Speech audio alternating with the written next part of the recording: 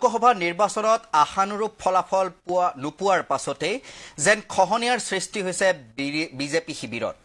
এই কথা আমাৰ নহয়, কিয়নো বিজেপি নেতাই নামিছে বিজেপি নেতাৰ বিৰুদ্ধে। এগৰাকী বিজেপি নেতাৰ বিৰুদ্ধেই গোচৰ ৰুজু কৰাৰ বাবে উদ্যত হৈছে আন এগৰাকী বিজেপি নেতা। সেই গোচৰৰ সন্দৰ্ভত প্ৰতি অভিযোগ দাখিল কৰিছে আন এগৰাকী বিজেপি নেতাই।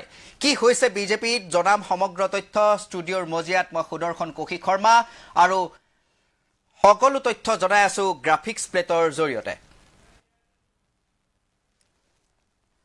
বিজেপিৰ বিৰুদ্ধেই বিজেপি নেতা সঞ্জীৱ বালিয়ানৰ বিৰুদ্ধে বিজেপি নেতা সংগীত সোম।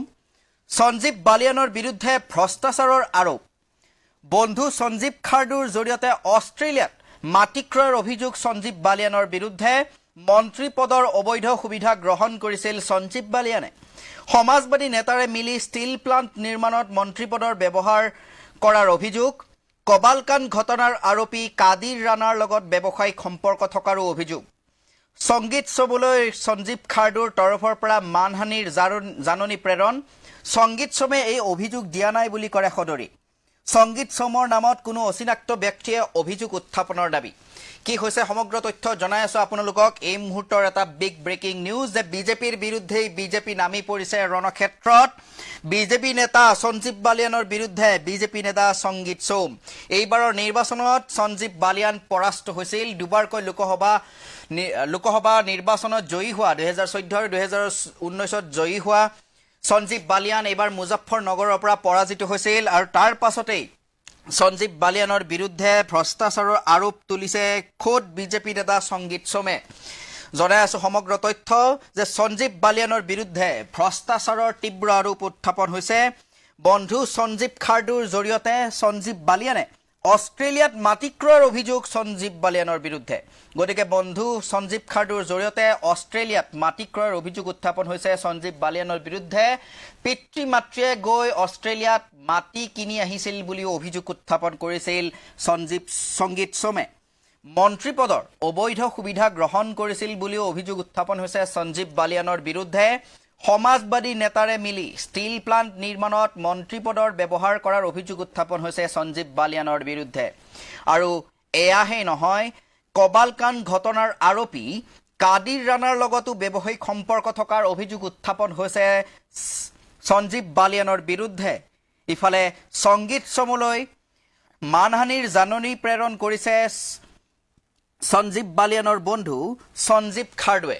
সঞ্জীৱ খাৰ্ডুৱে 7 দিনৰ ভিতৰত উত্তৰ দিবলৈ বাধ্য হোৱাকৈ জাননী প্ৰেৰণ কৰিছে সংগীত সোমলৈ।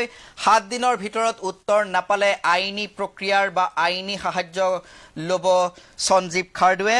আৰু এইগৰাকী সঞ্জীৱ খাৰ্ডুৰ বিৰুদ্ধে অভিযোগ উত্থাপন হৈছে যে তেওঁৰ হস্তক্ষেপতে বা তেওঁৰ লগতেই অষ্ট্ৰেলিয়াত মাটি ক্ৰয় কৰিছিল সঞ্জীৱ বালিয়ানে।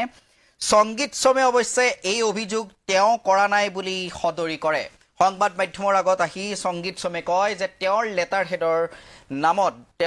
হেডৰ নামত যদিও বা এই গোচৰসমূহ সামাজিক মাধ্যমত ভাইৰেল হৈ পৰিছে, কিন্তু সেই লেটাৰ হেডত সেয়া তেওঁৰ অভিযোগ নহয়, কোনো অচিনাক্ত ব্যক্তিহে তেওঁৰ লেটাৰ হেডৰ জৰিয়তে এই অভিযোগসমূহ লিখিছে। সেই সন্দৰ্ভত তেওঁ জ্ঞাত নহয় বুলি সদৰি কৰে।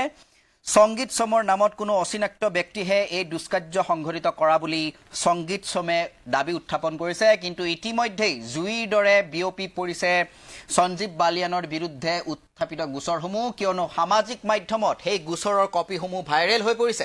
আৰু তাৰ পাছতেই তীব্ৰ প্ৰতিক্ৰিয়াৰ সৃষ্টি হৈছে, তুমুল বিতৰ্কৰ সৃষ্টি হৈছে বিজেপি নেতা সঞ্জীৱ বালিয়ানৰ বিৰুদ্ধে।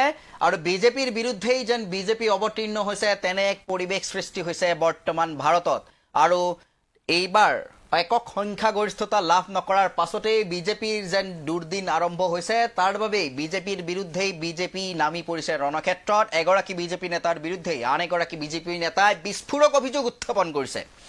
আৰু জনাই আছো এই মুহূৰ্তত বিশেষ খবৰ যে মুজফ্ফৰনগৰৰ পৰা এইবাৰ নিৰ্বাচনত পৰাজিত বিজেপি প্ৰাৰ্থী সঞ্জীৱ বালিয়ানৰ বিৰুদ্ধে বিজেপি নেতা সংগীত সোমৰ অভিযোগ। সঞ্জীৱ বালিয়ানৰ বিৰুদ্ধে ভ্ৰষ্টাচাৰৰ বৃহৎ অভিযোগ। বন্ধু সঞ্জীৱ খাৰ্ডুৰ জৰিয়তে সঞ্জীৱ বালিয়ানে অষ্ট্ৰেলিয়াত মাটি ক্ৰয়ৰ অভিযোগ। মন্ত্ৰী পদৰ অবৈধ সুবিধা গ্ৰহণ কৰাৰ অভিযোগ সঞ্জীৱ বালিয়ানৰ বিৰুদ্ধে। সমাজবাদী নেতাৰে মিলি ষ্টিল প্লাণ্ট নিৰ্মাণত মন্ত্ৰীপদৰ ব্যৱহাৰ কৰাৰো অভিযোগ উত্থাপন হৈছে সঞ্জীৱ বালিয়ানৰ বিৰুদ্ধে।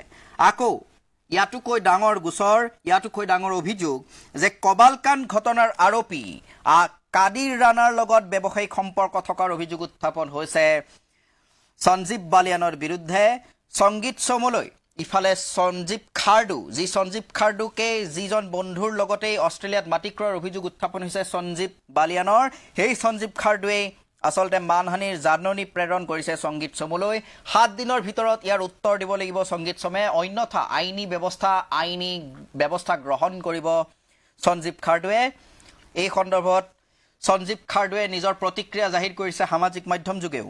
সংগীত চমে এই অভিযোগ দিয়া নাই বুলি ক'ব খোজে আৰু সংগীত চমে সাংবাদিকৰ আগত কয় যে তেওঁ এই অভিযোগসমূহ উত্থাপন কৰা নাই, যদিও বা তেওঁৰ লেটাৰ হেডৰ নামতেই আচলতে এই অভিযোগসমূহ ছ'চিয়েল মিডিয়াত ভাইৰেল হৈ পৰিছে, তথাপি তেওঁ কয় যে আন কোনো অচিনাক্ত ব্যক্তিয়েহে তেওঁৰ নামত এই অভিযোগসমূহ সামাজিক মাধ্যমত বিয়পাই দিছে, তেওঁ এই বিষয়ে জ্ঞাত নহয়। আৰু তাৰ পাছতে ক্ৰমাৎ এই বিতৰ্কই অধিক মূৰ ল'বলৈ আৰম্ভ কৰিছে।